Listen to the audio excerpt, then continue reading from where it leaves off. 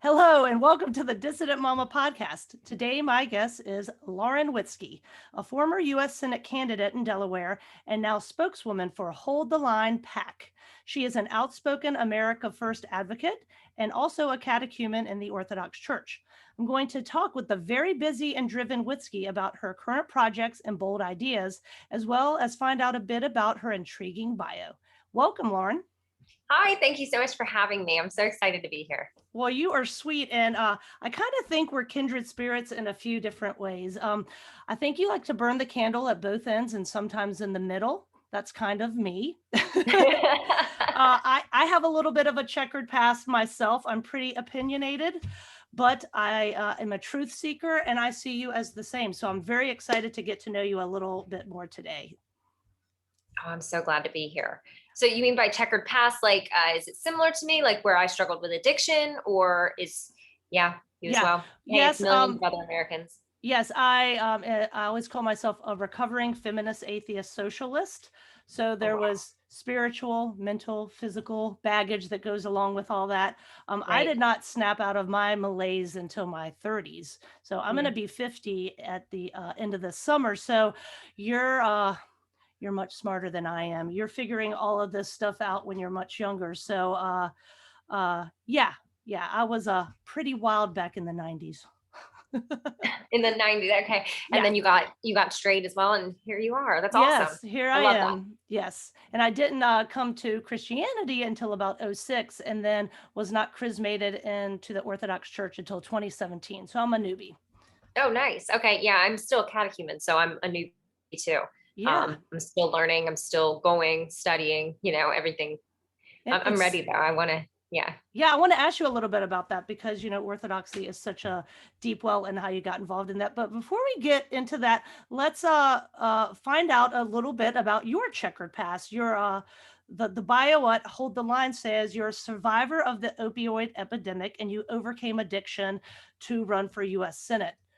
Tell us about that. I mean, I think we know what that means, but maybe we don't. And what was that for you, and how did you get your way out of it? Right. So I struggled with addiction all through my 20s. It started when I worked for a pharmaceutical company. I actually bought into that lie. Like I bought what I was selling, basically, that there was a drug to fix anything. If you're depressed, there's a pill for that. If you have anxiety, there's a pill. If you feel like there's a hole or void in your life, there's a drug to fix that or fill that hole. And I just bought into that. I started taking Percocets, Oxycontin, which at the time was marketed as a non-addictive opioid, which comes as no surprise to any of us because the Sackler family lied. That came out later. However, so it progressed later to heroin addiction. So I was off and on with drugs, could not get clean. I finally came to the point where I was selling drugs off of a dirty mattress in Tennessee. And it was a total God thing. He changed my life. I ended up going through a program called Teen Challenge. It's a year-long program, but it was a program that basically they lock you away in boot camp in the mountains for a year. And it's just you and God. And it completely radically changed my life. Like it gave me purpose again, changed my character. And I never looked back. After that, I was recruited to work for the Trump campaign in Iowa, which was like just unbelievable for somebody like me, somebody who was in the throes of addiction when just a year earlier, I was 80 pounds, hair falling out, couldn't get clean. So, I'm telling everybody the details of this because I want people to understand that their past does not disqualify them for their future. So after I was actually fired from the Trump campaign for talking about immigration. So where I had gone into rehab, Donald Trump has just been elected. He got elected on Build the Wall, immigration, and jobs. So when I got hired, I went out there. I've been locked away for a year, came out, but I was like, all right, if I'm working for Donald Trump, it's immigration, build the wall, jobs, deport the illegals. They ended up firing me over it. They told me, you're not allowed to talk about that. And they ended up firing me. And I got really frustrated.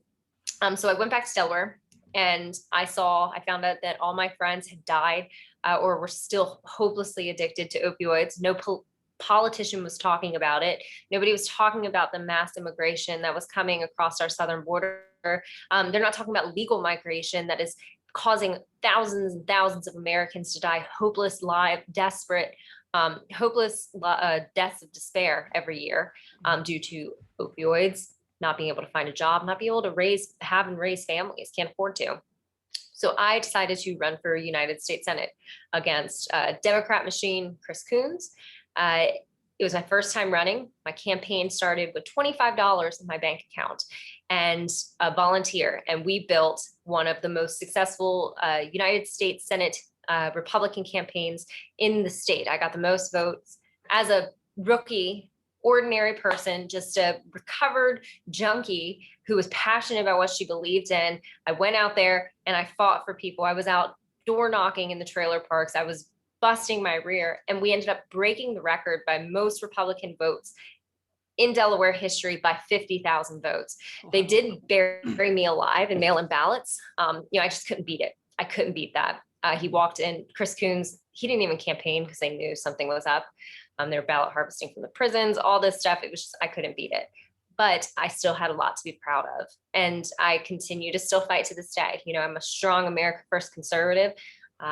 I want to represent just the ordinary working class American who's been forgotten, who's been left behind, especially white working class Americans. They've been the most neglected demographic and persecuted now. And, they deserve to have a voice too. They deserve to have representation. And that's why I ran. And I'm really proud of my run, and maybe I'll run again. I don't know.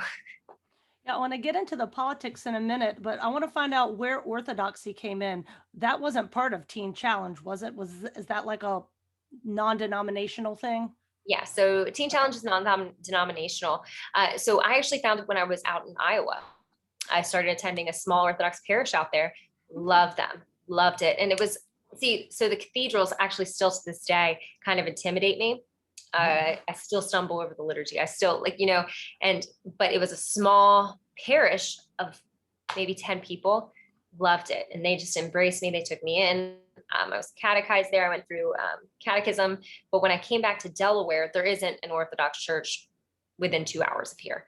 So I have not been able to attend as often. But I did finish my books. I would like to go back to Iowa and get baptized. That's the goal. Or I'm hoping to move somewhere where I can be based with another parish, because it's important. It's really important to stay within your community. So that has been a process for me too. I grew up evangelical, and I really found Orthodoxy very attractive because it's eternal, never changes. My whole life has been chaos.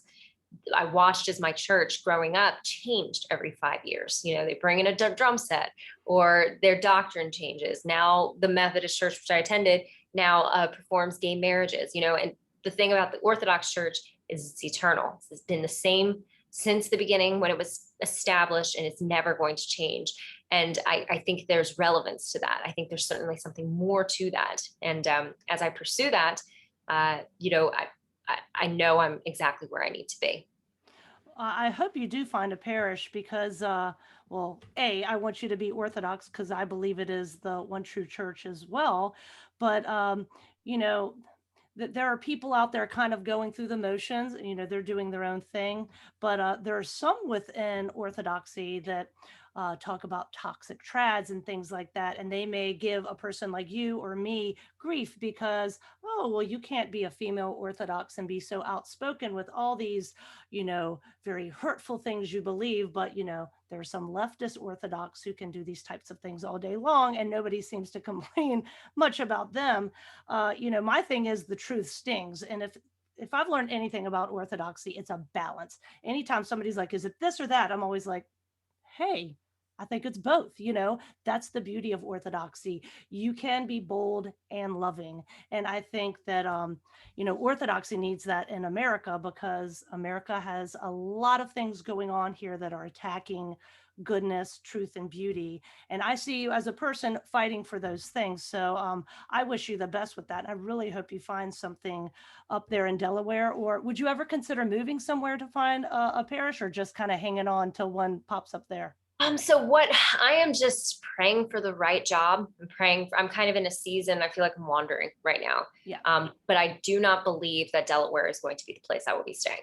Okay. So we'll see, but I still watch it online. I do that thing. but there's nothing like being in in-person church. There's nothing Yes. like it. Yes. So, wherever, but I will get plugged in. Yeah. I will make a point to. Yeah. Well, this leads me to my political segue. So, your involvement in federal politics. You kind of told us a bit about what that evolution was like, but why were you thinking federal politics? Maybe why not local or state? Was it just the opportunity came up, or you were like, go big or go home? Right. Well, the issues I was running on were national issues. Yeah. Immigration. I couldn't run on a state level, and it was also, I ran my campaign to push the window is what I did. Okay. And I feel like campaigns like that are equally as important as any kind of other activism, because we brought a national platform to the immigration moratorium. Now, Marjorie Taylor Greene is calling for one. Joe Manchin called for one a few months ago. We were able to mainstream ideas.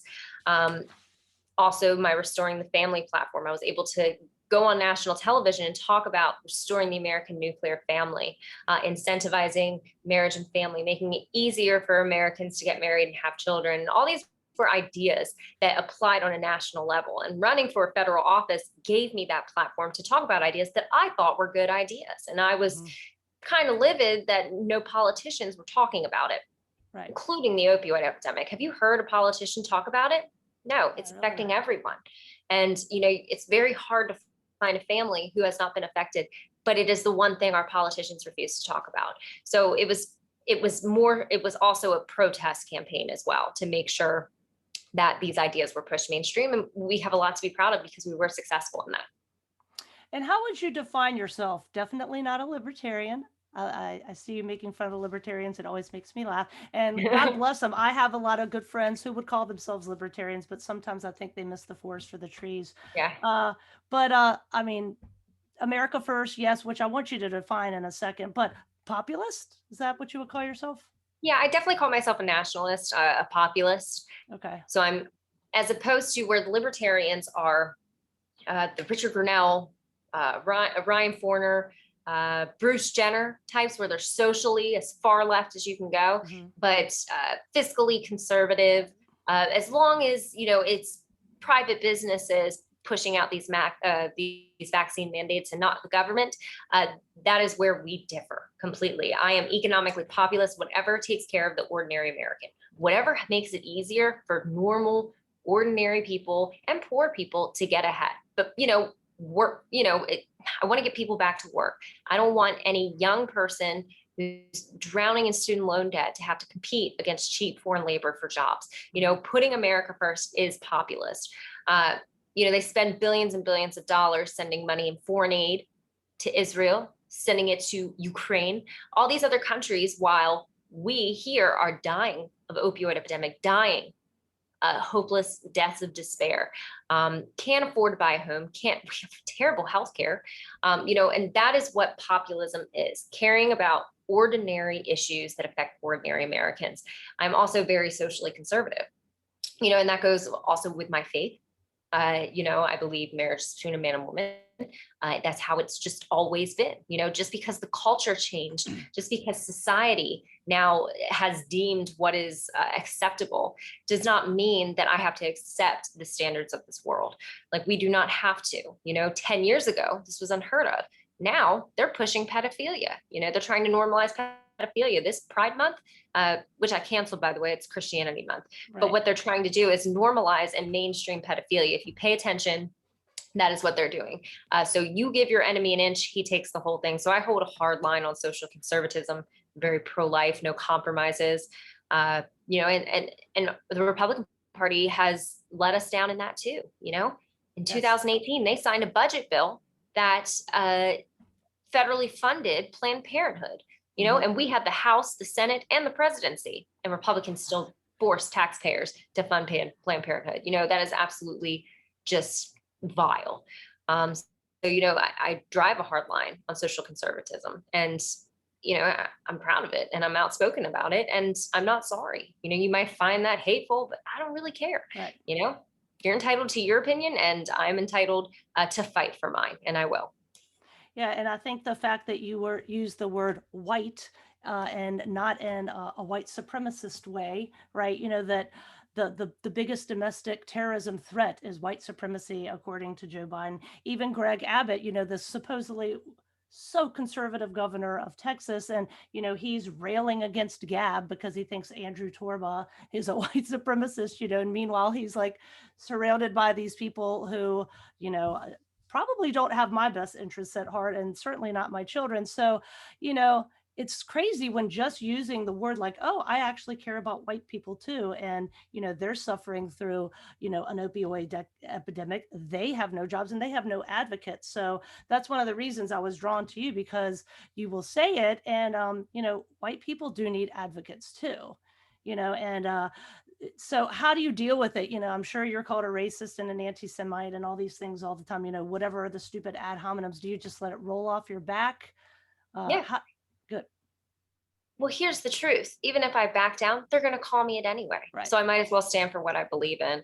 I think you probably can understand this, where when you walk through a rough life, you were an anti-fascist back in the day. When you walked through these things, like, you build thick skin.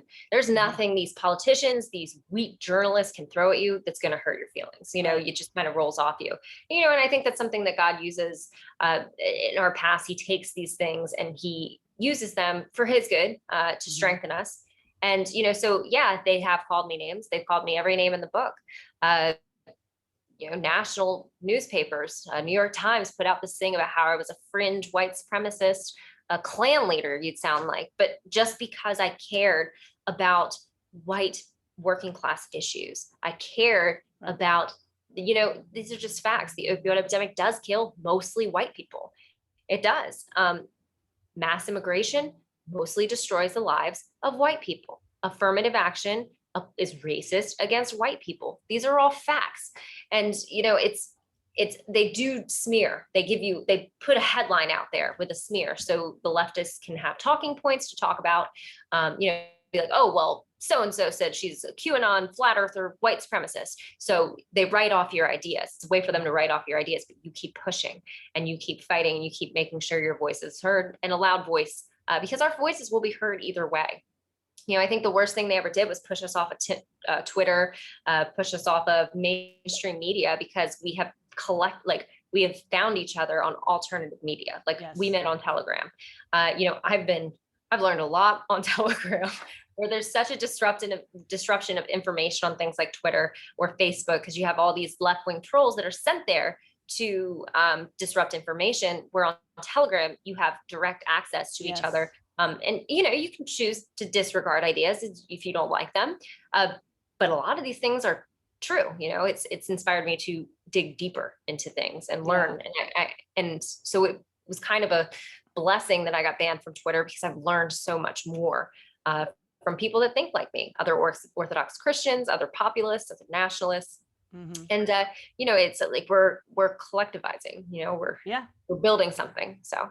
Yeah, sometimes I think being pushed to the margins, it's hard, it's frustrating, it's unfair, you just want to shake your fist at the sky or whatever, but it does force people to ally with like-minded people and realize, hey, all those other people that haven't been marginalized, including many within the GOP, they're doing something else. We out here need to figure something out, because it's going to get really lonely unless we stick together. So let's talk a little bit about the GOP. You're always sharing stuff about, Turning Point USA and, how not conservative they are. And, even Trump sometimes, you a lot of times write about Trump supporters, but do you think was he loyal opposition? Do we need to separate ourselves from Trump now? I mean, what needs to happen to get either the Republican Party together or something that's going to replace these people who are just, liberal light or whatever you want to call them? Right. So we would have never had the discussions about immigration, white working class, that word would have never been said had it not been for Donald Trump. So I am grateful for his presidency. With that being said, I don't believe he's coming back. And I think it's a good thing, because, he promised you would drain the swamp. He made a lot of promises, but he surrounded himself with it. The whole Globo Homo initiative, withdrawing aid and support for other countries unless they legalize anal sex. It's like these things it's inexcusable. Like the vaccine, pushing every time has an opportunity, he's taking credit for the vaccine and pushing people to get it. Completely ignoring the 5,000 people that are dead from it. So it's time that we hold on to America First values. We take that victory. We were able to push the window with the Trump presidency. Very grateful for him. He sacrificed everything to run for president, when he did all that. But it's time for him to move on. It's time for us to take him to pass the torch on to us, because we have what it takes and we're ready to fight. Things are getting really bad. And we need strong fighters who aren't going to compromise, who aren't going to make these backroom deals, who aren't going to bend to the swamp when we need them the most. Yeah. So, that is my opinion on Trump. I think he did a great job. He brought America First back. He inspired America First. But it's time for us to pick up the torch and carry it and elect, candidates that will fight for us, candidates who aren't afraid to be called bad names, to say the facts and the truth. Yeah, and that's a hard thing because, so many Republicans or people who would call themselves conservatives are such team players. I think of my parents or whatever, and they're just grasping, oh, Donald Trump, or like the next Supreme Court justice, or the next president. And it's like, we can be doing other things in the meantime too. And that's why I like, your restore the family thing, reclaim the rainbow. I want to talk about those things, but I like the way you're saying, let's give him credit where credit is due. I was on the Trump train first time around. It was a hard sell. I was trying to, convince my Christian friends, oh, he's just so crass and he hung out with hookers and stuff. I'm like, you're missing it. All the same people who hate him hate me. Like, he's a good guy. Let's at least vote for him. Of course, these were the people who voted for him the second time, but so they were a little slow to it, and they're a little slow to understanding that just because somebody has an R beside their name does not mean they're a good guy. So how do you battle these Republicans that are just so entrenched and so nasty? And at least a leftist will just be like, oh, you're a horrible person. I hope you die of cancer. Okay, great. At least you're honest. But the Republicans are so sneaky. What to do with this? Right. How? Just truth? They hate being called out too. They will be the first to breathe a big sigh of relief when they find out that your Twitter account has been canceled and shut down, because they hate being held accountable, because they prefer that you just sit down and you obey and you take it. I'm the Republican. I have an R beside my name. That means that I'm on your side. No, wrong. So, holding these people accountable, making their lives miserable, embarrassing them, mocking them. People like Greg Abbott deserve to be mocked. Yeah. They do. You're Republican, but you slander a free speech network as anti-Semitic for no reason, like just no reason. It's just his lobby, his donor lobby that was offended, told him that I don't know why, but they're offended by free speech. And that is what Andrew Torba is a champion for. Absolutely. Free speech. Abbott, then it should have been a red flag for us, because then he went on to veto a transgender bill to protect children, critical race theory, mass vote by mail. These people are cowards and they can't hide it either. If you pay attention, they lead on to what they're doing, where they stand. And we need to be more quick and active. When we start seeing those red flags, it's not going to get better. Yeah. They need to be replaced. So primarying them, making their lives miserable, making them feel political pain until they either bend to our will or we replace them. So that is what we do with Hold The Line PAC. We're running America First candidates. We basically beat up on Republicans, trying to get them to do what we want, and if they don't, we just make their lives miserable. We're a thorn in their side.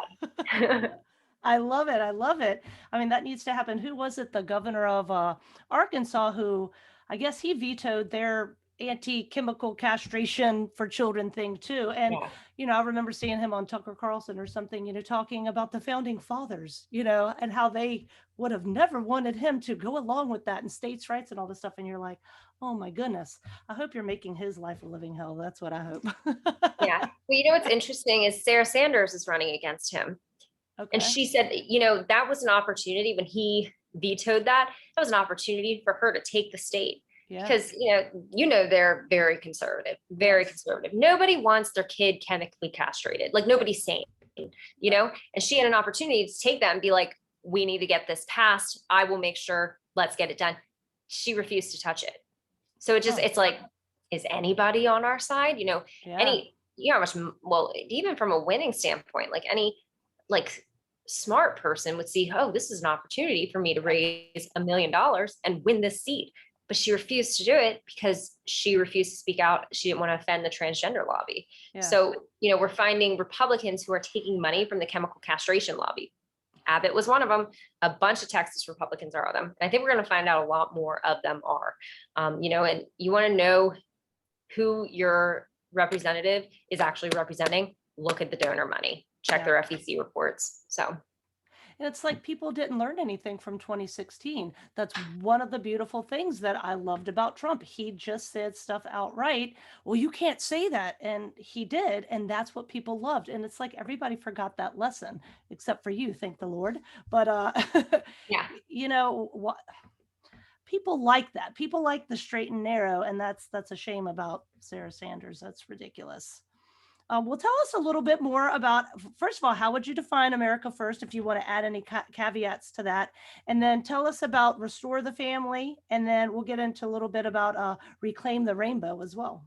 Okay, sure. So my Restore the Family platform that I ran on, and I actually had this idea. Okay, so America is now a global leader in single parenthood. Did you know that? That is because since 1965, we have been incentivizing the breakdown of the nuclear family. Mothers will lose their benefits if they choose to get married. Not only that, the family court system is rigged against fathers. It's rigged to completely destroy their lives, take everything they have and leave them bankrupt. Many of them commit suicide. And as a result, we have a fatherless generation that's raising up. Now, Hungary, 3 years ago now, had this brilliant idea to put Hungarian families first. So they wanted to make it, they had a birth rate problem. Their birth rates were dropping. Whereas the United States will just do replacement migration, where, okay, American birth rates are down, time to import another 100,000 Somalians. In Hungary, they made it as easy as possible for young Hungarians to get married and have children. So if you got married and have 3 children, it was like a $33,000 loan that you didn't have to pay back, a minivan, land. They made it so simple for people to get married and have children, and they incentivized it. As a result, in 2 years, the 2 years after they launched the program, they had a 100% increase in marriages and a 9% increase in birth rate. So they were already in 2 years. I mean, it was jumping, and they were able to they're well on their way to solving the birth rate problem. And that's just because they incentivized it. And, I was like, you know what, that could work here too. We could at least try. I know mass migration has taken its toll on our nation, and so I gave it a try and we ran on it, and Mitt Romney actually ended up picking it up, which is, I'm not a fan of Mitt Romney, but he did end up picking it up and started talking about how we incentivize the breakdown of the family. We should change the welfare system to incentivize marriage and family. And, and that's good. That's good. That's why we do what we do. I am no fan of him. However, that was my idea. Like, that was an idea that was good. And we were able to give a seated US Senator that position. Mind you, he didn't follow through on it, of course. But I'm waiting for the next person who will pick up the torch and do it. And I think that we have some candidates who are fed up, ordinary people that are fed up with the way the system is, that are running for office, who will get this kind of thing done. Yeah, that's just such a great idea. And the same people who would be like, oh, well, you can't socially engineer those things. Think of all the bad things that would happen. Well, they're willing to socially engineer the opposite of that. So it's, we're living through that experiment, and it kind of sucks. So let's try something else. Global leader in single parenthood, global leader in opioid abuse, global leader in sex trafficking and human trafficking. I don't think it's working. Let's change it. Yeah, let's try something different. And how else would you describe America First? Are there any caveats to that we haven't touched on? It's big surrounding immigration. Immigration, putting Americans first. Like, who would have thought it would have been such a controversial idea to secure the southern border and take care of your own families first? Secure your borders, take care of your families. And they made this whole racist white supremacist idea. But immigration is the forefront of the America First movement, restricting immigration because it repairs everything. 90% of the immigrants that we bring in vote Democrat. That affects pro-life advocacy. That affects, spending budgets. All of these people vote Democrat. So it affects a whole plethora of social issues. So if we can fix immigration, get immigration under control, get these people assimilated, and not allow more. I ran on an immigration moratorium also as well. I believe that a lot of things would start to fall in place. Wages will go up because they're not forced to compete against cheap foreign labor. So, economic populism, immigration is on the forefront. Foreign aid coming home, not ending the forever wars as well is huge. We're sending American kids to die in regime wars that have been going on for hundreds of years. It's just enough is enough. It's time to put America first, no exceptions. And that is what America First means to me. Yeah, and I was interviewing Scott Horton the other day. I don't know if you're familiar with him, but he runs the Libertarian Institute. He runs antiwar.com. So he would call himself a libertarian, but that's something that y'all agree on.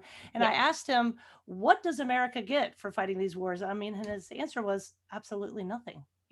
Deep staters get rich and we get absolutely nothing. So there's nothing even they can sell us other than, flag waving and patriotism, and you got to support the troops. But it's like, tangibly, what are we getting? Absolutely nothing. A casket of dead children. That's what we're getting. Yeah. Enough is enough. And back to immigration, would that include legal immigration too, H1B visas and all that?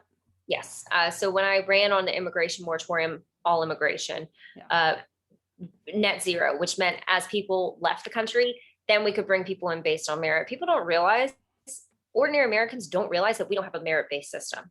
Merit-based system does not currently exist in the United States. So we're bringing in cartel members, we're bringing in third world Nigerians, and we're doing it 100% legally. And all of these people, a majority of these people end up on government assistance. These are people that are coming here. These aren't the same immigrants that came in the 1950s.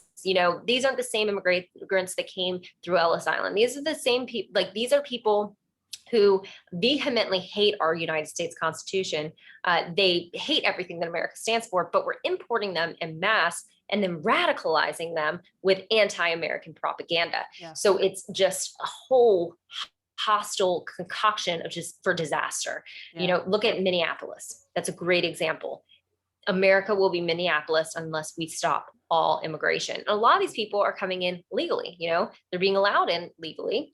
DACA, that's legal migration, refugee status, legal migration, H1Bs, importing half of India to replace the college workforce, that's legal migration. And it must be stopped. It must be put on hold. America has had enough immigration.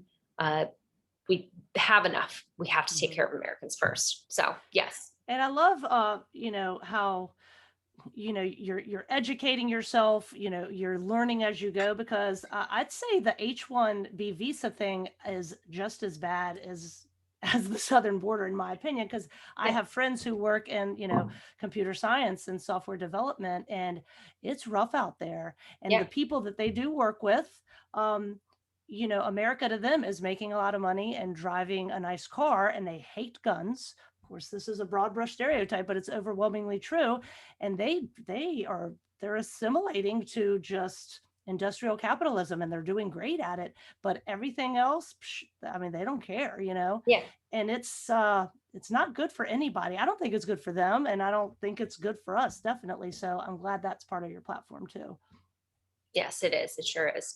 And not to mention the fact that they'll work way longer for way less. They just will. Absolutely. We can't compete. It's not fair. They got to go. They have to go back. Yeah. And that is a cultural thing. You're right, because, the work-life balance is something that smart, family-centered people here want. They don't want to work 90 hours a week and never see their family, or maybe have 0 to 1 child, because that's how they have to swing it. They want both. And we should be able to do that, because nobody just wants to work all the time, except for some of the people we import, and that's just fine. So you're right. So the competition is, it's harsh. Well, let's segue to, it's Pride Month. Yay. Tell us about Reclaim the Rainbow. So this actually started on Telegram with some other right wingers, some Orthodox Christians, they were like, you know what? Let's just, well, I remember when Pride used to be a week, when it wasn't like a day, then it like became a week. Now they just have a whole month. Nobody agreed to this. And it's very interesting that they took the rainbow, which was God's promise that he would never flood the earth again after it became a global Sodom and Gomorrah, and after he flooded the earth, he promised he would never do it again. He didn't say anything about fire, but it's just ironic that they took that symbol and made it a symbol of pride for creating a society of Sodom and Gomorrah, modern day Sodom and Gomorrah. So we decided we were going to reclaim our rainbow because it's our promise from God. It's not a pride symbol for degeneracy. It's a promise from the Lord to us. So we decided we were going to take it back. We named it Christianity Month. We've been making memes and spreading them everywhere. And I think it's catching on. People are sick and tired of this rainbow corporate America. And now they're progressing to normalizing pedophilia. That was always the goal. You can't deny it. 3% of the population, 40% of the pedophilia. There's something very wrong here. And we're allowing these people to rule and reign. They try to say, oh, we have such high suicide rates because you guys are mean to us. No, that's not true. Every institution supports trans rights. It's everywhere. Every institution support, like academia, corporations, banks, everybody, every global corporation supports trans rights and wants you to chemically castrate your kid. That doesn't change anything. The fact of the matter is it's a mental illness. Things like transgenderism. A lot of homosexuals suffer from childhood trauma. It was something they were traumatized in their childhood, whether it was sexual abuse, depression, or neglect. And a lot of them choose this lifestyle as a way to cope. As opposed to addressing this with therapy, we glorify it and we put this sin on a platform. And we decided we just weren't going to do it anymore. I don't want to play anymore. So we took a stand and we're taking our month back, and it's going to be Christianity Month. Well, I'm a full supporter of that. And, I'd written a two-part series a while back talking exactly what you were saying, how the whole LGBT thing, or even the just gay rights thing going back to the 60s and, the Stonewall stuff was, just, if you look at the radicals back then, they weren't just talking about, loving people. It was very specific that they wanted age of consent laws lowered, and they wanted to do anything and everything. I mean, you just got to read them in their own words. So I love this because I've even gotten to the point where if I see a rainbow anytime, like I'm all triggered, I'm like, oh, it's just somebody's like garden flag that says like welcome. And you're like, oh, because you're so overwhelmed with it. Right. And so yes, let's take it back because it's a beautiful thing. And you have been hosting, is it right now, True News with Milo Yiannopoulos? Yes, I am. I've been hosting for Rick Wiles and Edward. They were the hosts. They recently got really ill, and they called me and asked me if I'd be interested in hosting the show. So I've been able to go on there, and I'm really excited. Tomorrow, I think I'm going to talk about the opioid epidemic and the Sackler family and some issues that are near and dear to me. And I'm really excited to go ahead and do something tomorrow. So yeah, we started Wednesday. And I've been trying to get the hang of it because I've never hosted a show before. Yeah. And Milo's really skilled in that. That's what he's good at. So I was like, okay, you take the lead for a couple of days. I need to learn. And then as I pick up, I'll get better. So I'm having fun. And is that the first time you had ever met Milo? Is this how y'all came together to be acquaintances? Well, we met like on the internet before, like we done interviews together, chatted a little bit, but he, this is the first time I met him. He's very, very nice guy. Very nice. Interesting. I'll be sure to link to that because I haven't seen them, but I'll have to tune in and check it out. That's really exciting. And tell us, is there any other thing you're doing that I haven't touched on? And then I want to get into some of the fun things that have been happening to you at like airports and stuff. Well, we can just skip to that. So as on my way down here, again, well, every time I fly now, so I never had a problem flying, renting a car, doing nothing. I would travel, no problem. I attended the rally on January 6th, did not go inside the building, to make very clear, but those people were let in anyway, but irrelevant, I guess. So they've put me on a domestic terrorist watch list where I am harassed by TSA. I'm harassed by Homeland Security. I am escorted and swabbed for explosives, and they even meet me on my connecting flight. People like Nick Fuentes, they completely put him on the no-fly list. So I'm like grateful I can still fly, but I got down to Florida, and this happens every time I fly. Connecting flights, Homeland Security is waiting for me. They take my phone, my laptops. I don't know what they do with it. Swabbed everything. It's awful, but it's intimidation as well. Yeah. But then, I got down to Florida and it was midnight the other night. I go to get my rental car. And they're like, ma'am, we can't, it says we can't rent you a car. Actually, it says we have to call security on you. And this is like, so they put me on like some kind of travel list where I'm a domestic terrorist. I can't even rent a car. So Biden has weaponized his DOJ against conservatives, specifically influencers, and I've committed no crime. I've done nothing wrong. So this is, this is Joe Biden's America. And it's just the way things are. And there's no way for me to get off the list. It's awful. It's intimidation. It's persecution. It's certainly political persecution Yeah. for her not thinking the way they do. And think of their bizarre reasoning. So you're a domestic terrorist, you can't rent a car, but they will let you on the plane. That, Yeah. It doesn't even make any sense. Yeah. Wow. I mean, so is Nick Fuentes the only person you know so far that has been like, he cannot fly at all, correct? Yes, he cannot fly at all. He's the only one that I know of that's been put on the no-fly list. And he was further away from the Capitol than I was. Right. And it all has to do with supposedly January 6th. Yep. That's insane. Greatest psyop ever. My kids and I homeschool them, and we're always studying history, and we're looking at I don't know Isabella and Ferdinand, and they didn't like these people. They didn't say, hey, you can't leave here. They were just like, please leave Muslims and Jews. We want this to be Catholic. But now it's like it's the opposite of, we hate you so much, but you can't leave. I mean, it's like, I don't know, Schadenfreude or some kind of weird psyop. I don't know, man.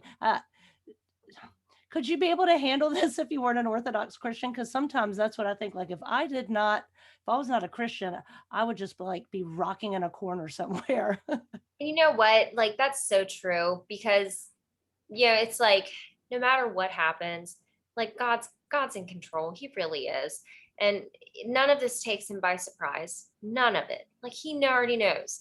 So, and if I'm going to get like assassinated by Biden's crazy incompetent FBI workers, it's going to be so, and it's just, I refuse to live in fear. I'm just going to trust him. He's brought me this far. He saved me from where I was, placed me where I am. And I just trust him, no matter how hard things get, how terrifying things get. There's something else more to having faith, like being able to trust him. He sustains me, so yeah, absolutely. I understand that 110%. Yeah. And then coming from where you came from, having the checkered past, sometimes I feel like God does well, absolutely. I think that God uses our mistakes and where we came from, the ditches we were in, the trenches we were in, and coming out of it, because you become wiser when you have seen the dark side. Yeah, and that's sure. kind of why I do what I do, because I used to be a leftist. I know their language. I minored in women's studies back when it was called that. My poor husband didn't even want to marry me because he was scared I would say no, because I thought marriage was an oppressive institution and all these things. So I have been down that road, and I want people to learn from my mistakes. What can you tell us about, do you feel like a little, maybe like wise beyond your years because of what you have been through, or it's just you're not scared to talk about where you've come from? Could be a combination of both. I mean, I have acquired a lot of wisdom, and knowing your enemy too. That's a good example. But knowing the tactics of your enemy is very important, and that's something that a lot of people don't have. But people like you and I, we have. So that is certainly an asset to have. It's a weapon in a way, as well. Coming with a history of being embedded right in the middle of the enemy's camp. That is where we learned how they operate. We learn their tactics. We can recognize their tactics as well. So we can see things coming from a mile away. So absolutely. I think it's ironic because I was living a life without wisdom, but I gained so much wisdom walking through it. Mhm. So yeah, absolutely. I think that it does gain wisdom. It emboldens you, and it makes you all the more powerful as well in whatever you choose to do. And I think that's a great way to end it because I do think that you have a way with people. You're a very good communicator and you're personable. So that does make you pretty powerful and pretty scary. And that's probably why they got you off of Twitter because you're effective. So, Yeah, what do we need to plug before I let you go in your very busy schedule? Hold sure. the If you line. want What to else? follow Hold the Line PAC and keep up with my work. www.holdthelinepac.com if you're interested in contributing. Also, follow me on Gab at Lauren Witzke DE. Also, I'll be Okay. on True News for the next 2 weeks. I'm not sure when this will air, but I will be on True News. So tune in, check it out, and all the things we have to talk about. All right. Well, thank you, Lauren. I know that you're so busy, and I just appreciate it. We were supposed to talk at 5 today, and she said, "Can you give me till 5:15?" And I said, "Absolutely," because I'm pretty busy too, and I just love that busy people who are doing big important things, try to help each other out. And I'm not maybe doing things as big as you, but I just love it that people stick together and try to push this down, push that train down the track. And because like we were saying, the margins could get very lonely. And I feel blessed that you came on the show today. Thank you so Yeah, of much. course. Anytime. Thanks for having me. It was such a pleasure. We're all in this together, right? That's right, girl. Thank you. Thank you.